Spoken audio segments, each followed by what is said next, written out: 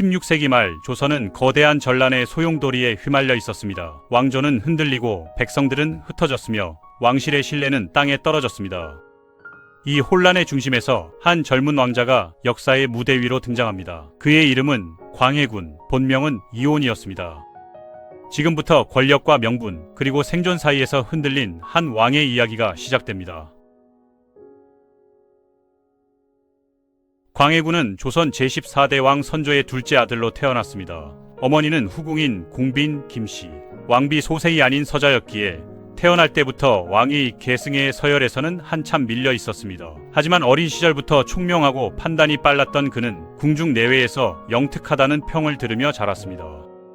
반면 선조의 첫째 아들 임해군은 성격이 포악하고 경솔했습니다. 결국 선조는 나라의 미래를 위해 서자 광해에게 기대를 걸 수밖에 없었습니다.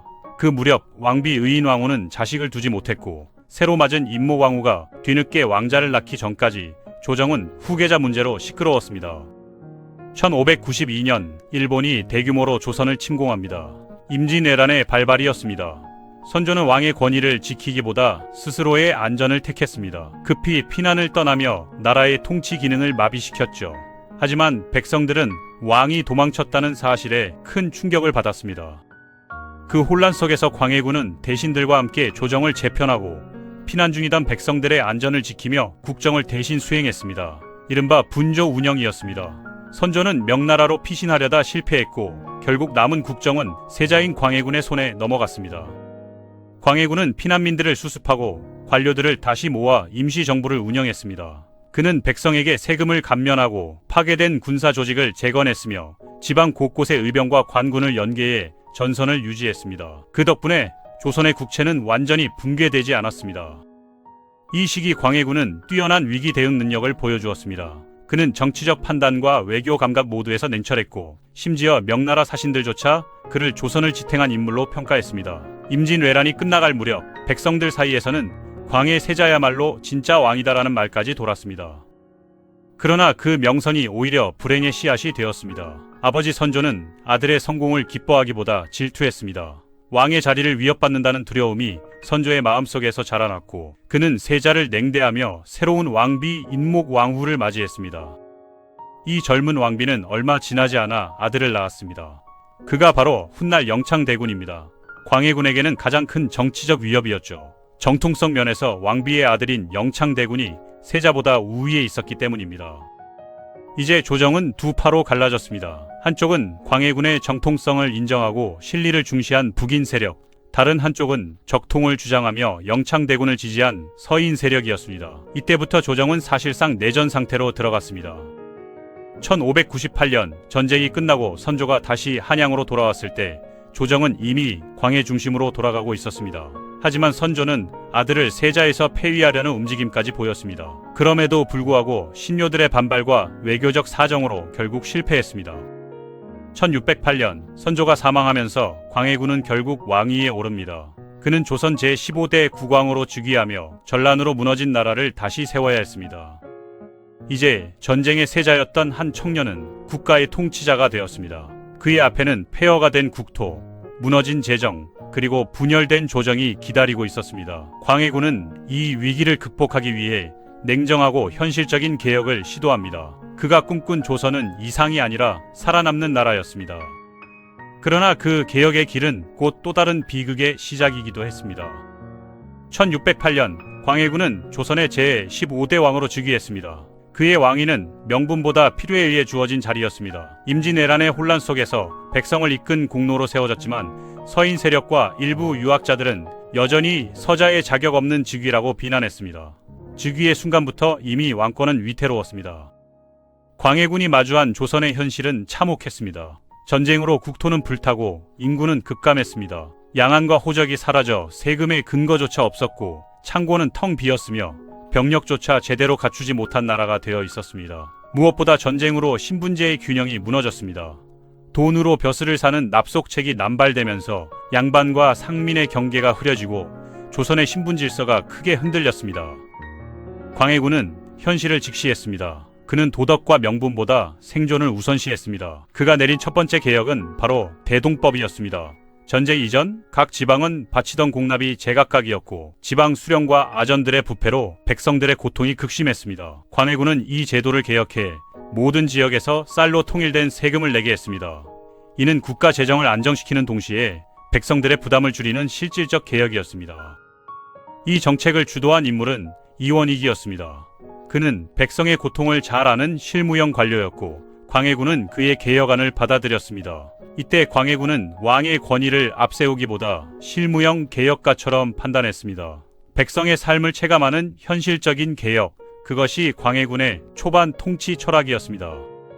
또한 그는 의료와 학문에도 관심이 깊었습니다. 전란으로 병자와 전염병이 만연했기 때문에 광해군은 허준에게 명하여 의학서를 완성하게 했습니다.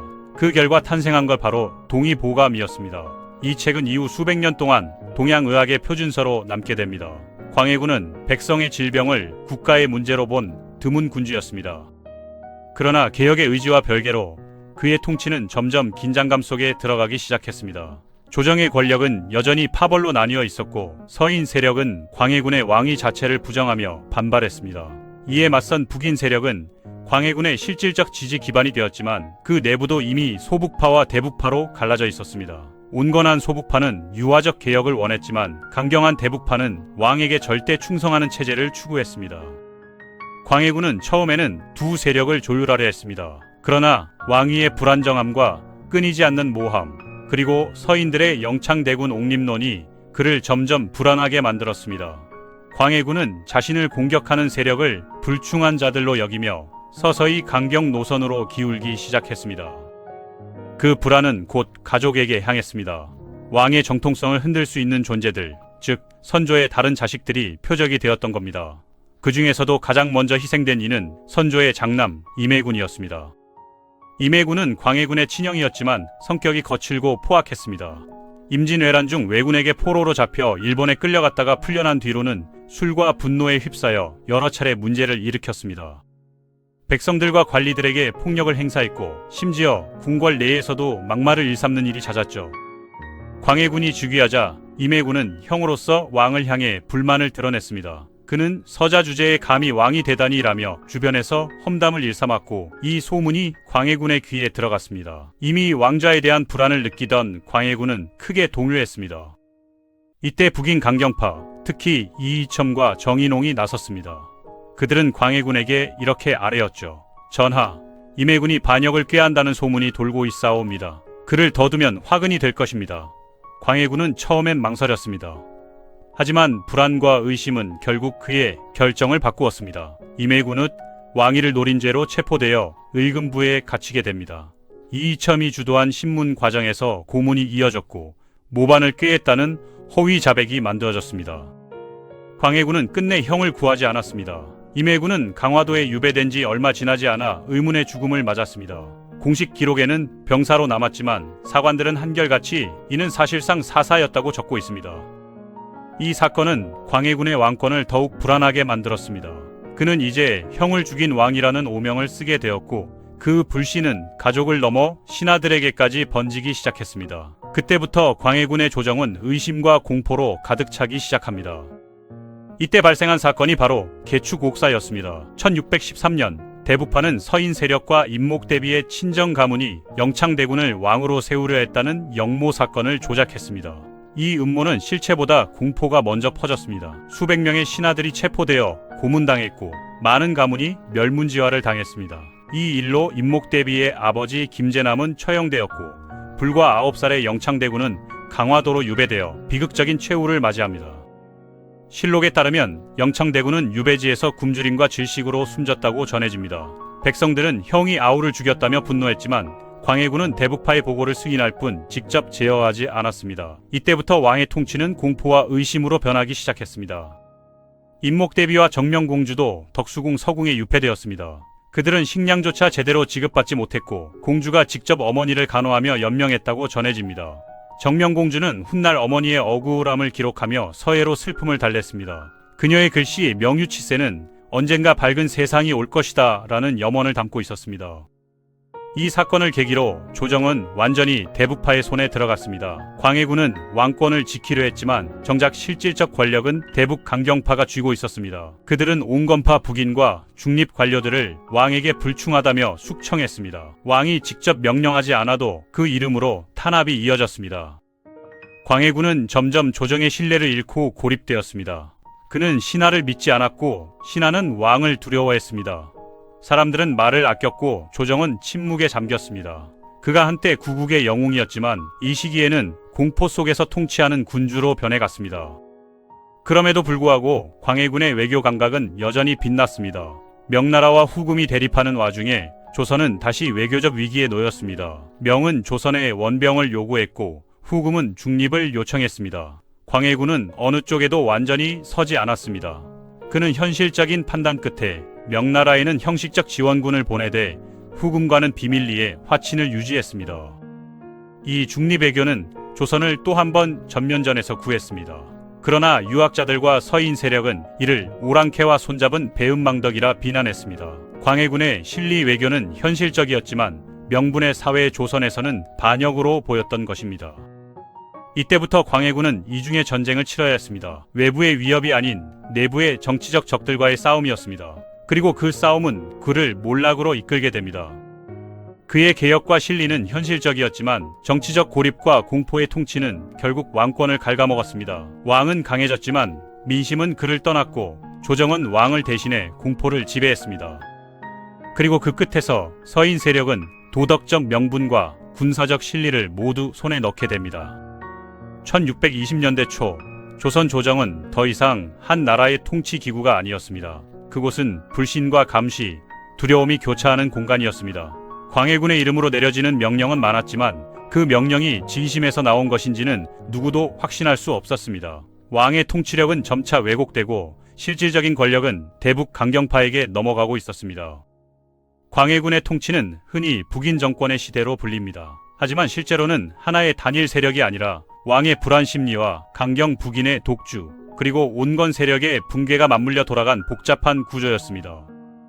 광해군은 즉위 초반부터 자신을 둘러싼 불신과 공포 속에서 통치했습니다.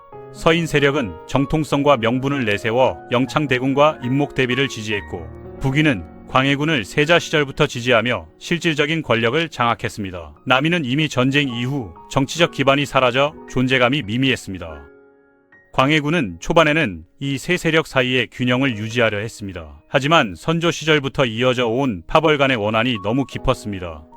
특히 서인 세력에서는 광해는 왕이 될 자격이 없다는 말이 조정 안팎에서 돌았습니다.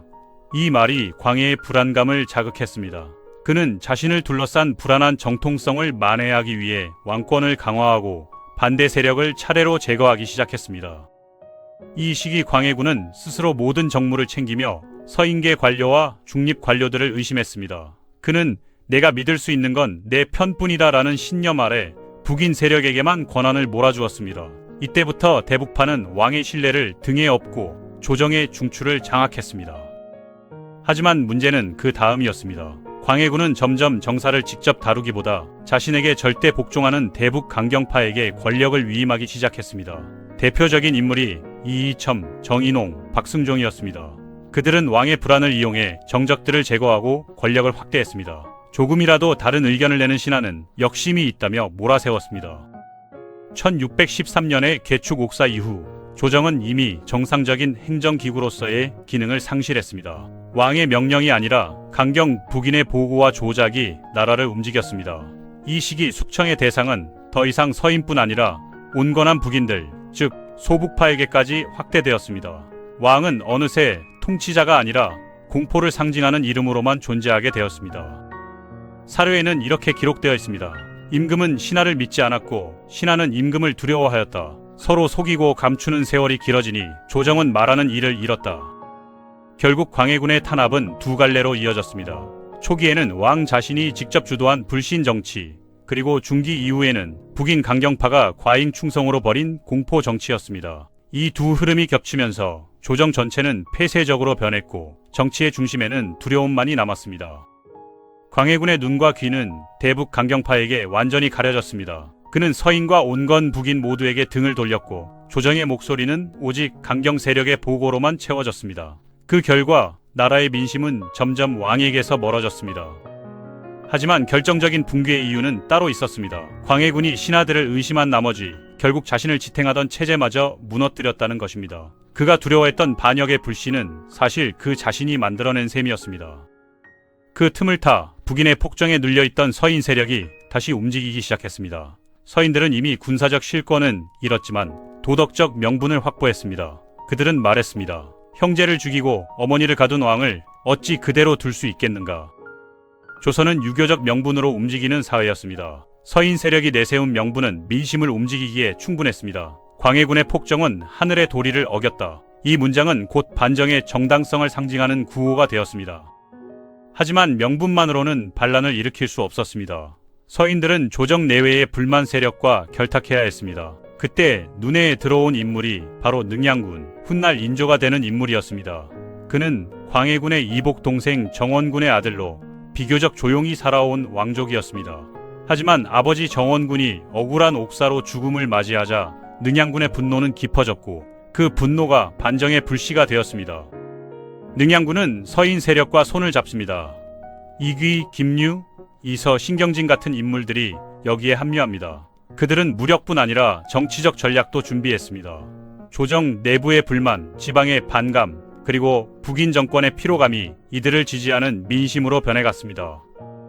결정적인 계기는 1623년 3월 12일 새벽 서인 세력과 능양군이 함께 일으킨 인조반전이었습니다. 이날 새벽 반정군은 창덕궁으로 진입했습니다. 국문을 지키던 군사 일부가 이미 내통하고 있었기 때문에 큰 저항은 없었습니다. 반정군은 궁궐을 장악하고 광해군을 체포했습니다. 그 순간 조선의 왕조는 또 한 번 뒤집혔습니다. 광해군은 폐위되고 능양군이 새 왕으로 즉위했습니다. 그가 바로 조선 제16대 왕 인조입니다. 광해군의 폐위 사유는 세 가지로 정리됩니다. 첫째, 어머니 임목대비를 패하고 아우 영창대군을 죽인 폐륜의 죄. 둘째, 대규모 토목공사로 국고를 탕진한 민생의 도탄. 셋째, 명과 후금 사이에서 중립 외교를 펼쳤다는 이유로 4대의 도리 위반. 이 세 가지는 조선 사회에서 가장 큰 죄목으로 간주되었습니다. 그러나 역사는 단순하지 않습니다. 광해군은 무능해서가 아니라 너무 현실적이었기에 왕좌에서 밀려났다고 보는 이들도 많습니다. 그는 명분보다 생존을 택한 첫 조선의 현실주의자였습니다. 하지만 명분으로 움직이는 조선의 체제 속에서 그의 선택은 결코 용납될 수 없었습니다. 폐위 이후 광해군은 강화도로 유배되었고 이후 제주도로 옮겨져 20년 가까이 유배 생활을 이어갔습니다. 그는 말년에 조용히 세상을 떠났습니다. 그의 죽음은 초라했지만 그의 정치와 외교는 이후 조선이 겪을 국제질서 속에서 놀라운 선견지명으로 재평가되고 있습니다. 그가 남긴 유산은 두 가지입니다. 하나는 대동법과 동의보감, 백성을 살리고 나라의 기초를 다진 정책, 그리고 다른 하나는 공포 정치와 고립의 교훈, 왕이 신하를 믿지 못하면 신하는 왕을 버린다는 역사적 진실. 광해군의 통치는 찬란한 빛과 어두운 그림자가 교차한 시대였습니다. 그는 영웅이었지만 동시에 고립된 왕이었습니다. 그의 불안과 공포는 조선을 구한 세자가 결국 조선을 등진군주로 변해버린 비극이었습니다. 한 시대를 구한 왕, 그러나 끝내 왕좌를 지키지 못한 남자, 그 이름 광해군. 그의 이야기는 지금도 우리에게 묻습니다. 그는 시대를 앞서간 현실주의자였지만 그 시대는 그를 받아들이지 못했습니다.